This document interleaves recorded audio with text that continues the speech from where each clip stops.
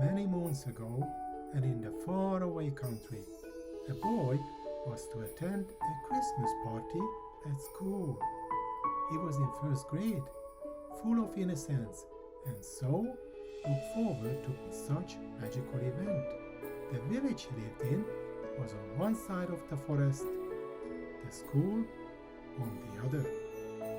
The only road that went around the forest was long, but there was a shorter dirt road through it.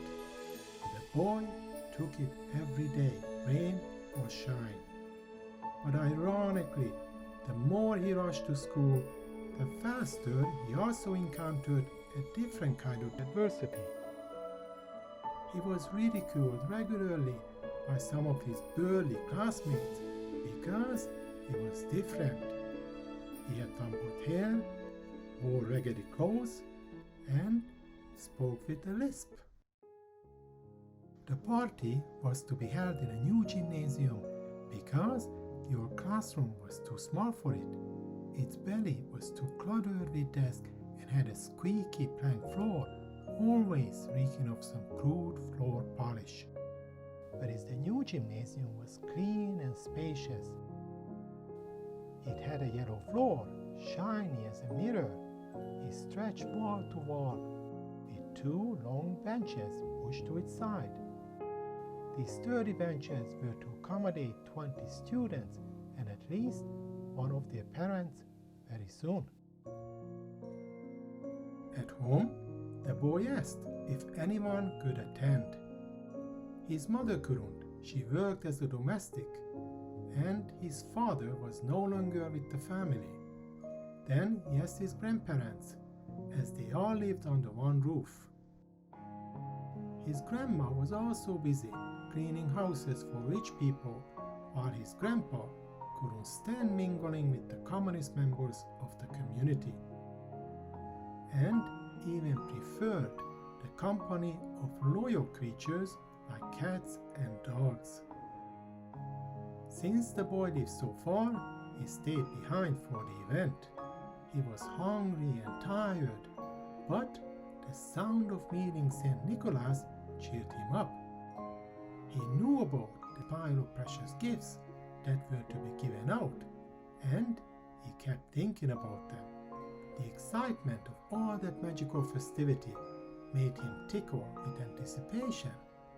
After school, he walked over to the gymnasium by himself and waited. He sat in loneliness until people began arriving. With the sun now setting, it was dark and very cold outside, and he became even more appreciative to be indoor. He was glad to see his classmates again, but some of their parents looked strange. Most mothers had peculiar hairdos and wore perfume so strong it could have staggered a goat.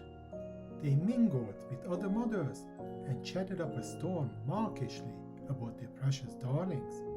Further away, the husbands also formed their own group. They did not talk about their children, but themselves. They tried to impress each other with tall tales of communist achievement and the perks they managed to secure for them, such as fancy wristwatches and Russian-made automobiles. From the other side of the room, a heavenly smell wafted around.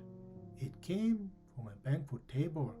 It was set up there for hot chocolate and an assortment of delightful cookies, and most people gravitated to it.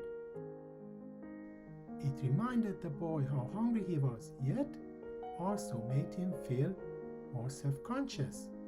As he watched his classmates indulge, he also noticed the scornful gaze of their parents. They looked at him with such contempt, it eroded his confidence. The moment he took a daring step closer to the table, they stared him down. He grew more ashamed by the second and gave up eventually. And soon they all sat down because St. Nicholas entered the room. He walked up to his chair, which looked like a throne. Prior to his arrival, that area was divided off by a petition, and now he unveiled the surprise. A huge Christmas tree came into view. It was adorned by so many sparkling decorations and shimmering ribbons, it left the boy speechless. At its base, it had a heap of shiny boxes, the precious gifts to be given out. He wore a red velvet outfit with white cuffs, matching his long white beard. He looked jolly and mysterious at the same time. Once settled into his seat, he began reading the rules of his gifting ceremony. He claimed that every gift had to be earned by a worthy recipient. He looked up from under his bifocals and requested each parent to vouch for their children. He asked that they escorted their darlings up to him with their own list of good deeds to qualify them for one of those shiny parcels. And it was all to take place in an orderly fashion by following the letters of the alphabet. The boy's surname started with a V, and now he worried if there was going to be any gift left for him. But perhaps more, he also worried about having no one vouch for him. And the longer he watched his mates claiming their gifts and their parents glowing with pride, the sadder he became. To hide his embarrassment, he sat along the side door. He could feel the cold air seeping in underneath it. He could also see the heavy snowfall through the windows, the big fluffy flakes reflecting the light of the room. He wanted to leave, but was afraid to arouse more attention. So instead, he began fantasizing about disappearing. He wished to become tiny like an ant and escape under the door before the gifting ceremony brought him more shame. Indeed, because in the meantime, he could see a classmate being called, and her name began with the letter S. Suddenly, there was a knock on the side door. The boy heard it, but nobody else had.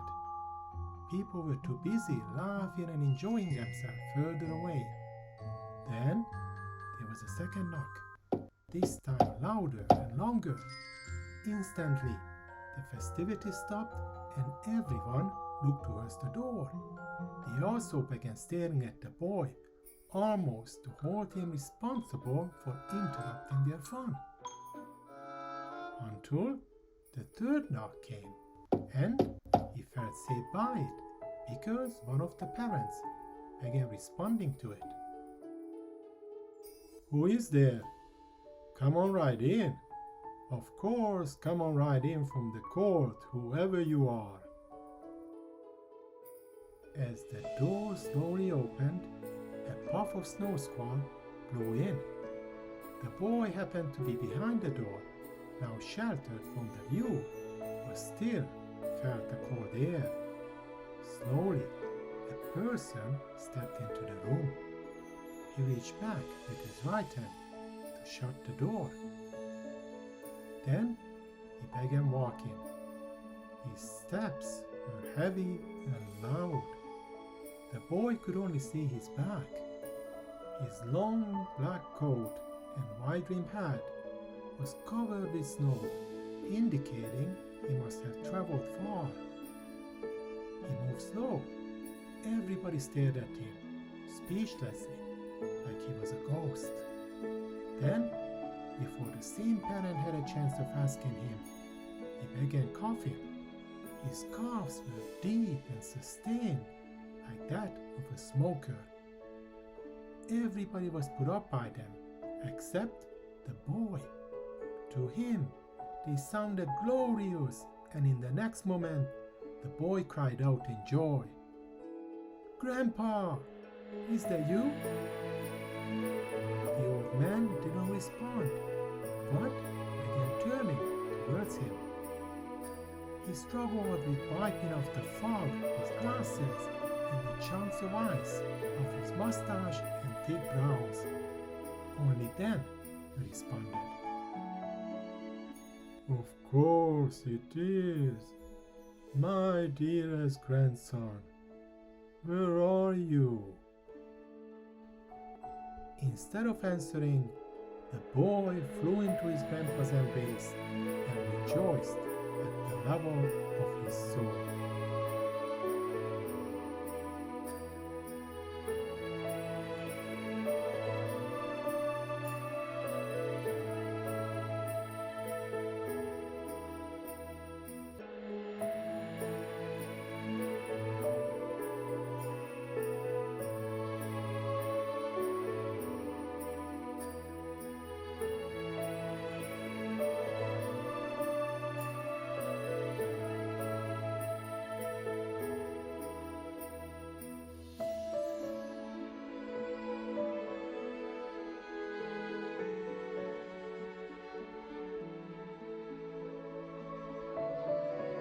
Thank you for your attention.